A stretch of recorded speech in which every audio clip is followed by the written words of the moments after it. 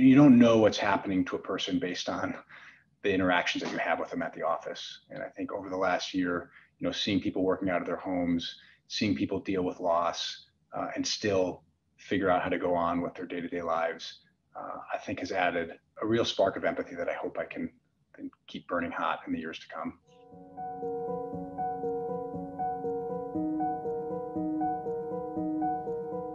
I'm Austin Ramirez. I'm the CEO of HUSCO. I'm a Henry Crown Fellow, the class of Too Legit to Quit. Everything just stopped. So we were in, I wouldn't call it panic mode, but it was full contingency mode of layoffs and furloughs and cutting every cost we could and just trying to batten down the hatches and survive. So it's been a dynamic year. And, on top of all that, you have decisions that you're making around how you run your business that really directly impact people's health and safety, which was a whole nother level of kind of anxiety and responsibility that you felt on top of just being a good steward of the business. So the thing that guided me through those challenges and decisions was having a really amazing leadership team around me. I never once felt like I was making decisions on an island. So when you have a big decrease in market activity like we did early in 2020, we got to do a lot of hard things. So, we had to let some folks go. We had to put a lot of people on furlough. That's not a fun thing to do as a leader. Nobody likes being asked to do that. But what really helped was a commitment from myself and from our leadership team to be as transparent and communicative as we could throughout the entire crisis. Folks are all humans, and they appreciate being treated like adults, appreciate honesty, they appreciate transparency.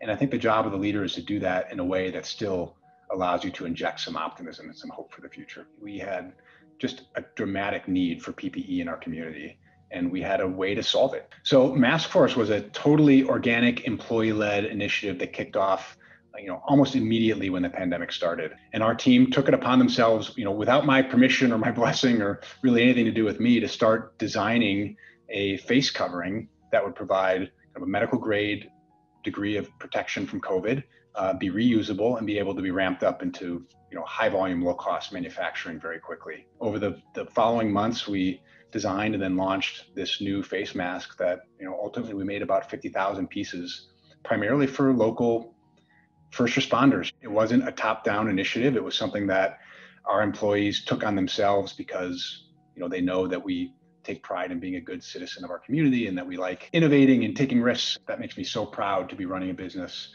full of folks who are willing to dedicate their personal time and personal comfort to trying to make an impact in the community. What I hope I've added and that I hope I can hang on to is just a greater sense of empathy for people.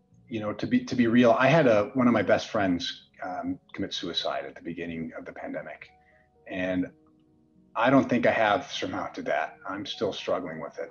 And, on the good days, I think it's given me a new appreciation for what people are going through that you don't see. There's so much mental anguish, and I think the pandemic really exacerbated that for a lot of people.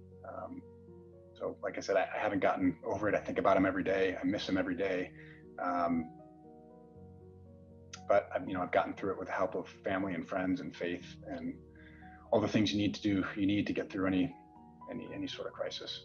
You don't know what's happening to a person based on the interactions that you have with them at the office. And I think over the last year, seeing people working out of their homes, seeing people deal with loss, and still figure out how to go on with their day-to-day lives, I think has added a real spark of empathy that I hope I can keep burning hot in the years to come. Every time you go through a crisis, it changes who you are and how you approach the world. There's a silver lining when you go through pain and loss. That's what it is, right? It's that you can now see the world in a different way and hopefully be a better person and have a more positive impact on people's lives. And not just through that loss, but through this whole crisis as we've navigated new challenges and had to think about problems in new ways. I think it's shaped me as a leader in ways that'll be positive for years to come.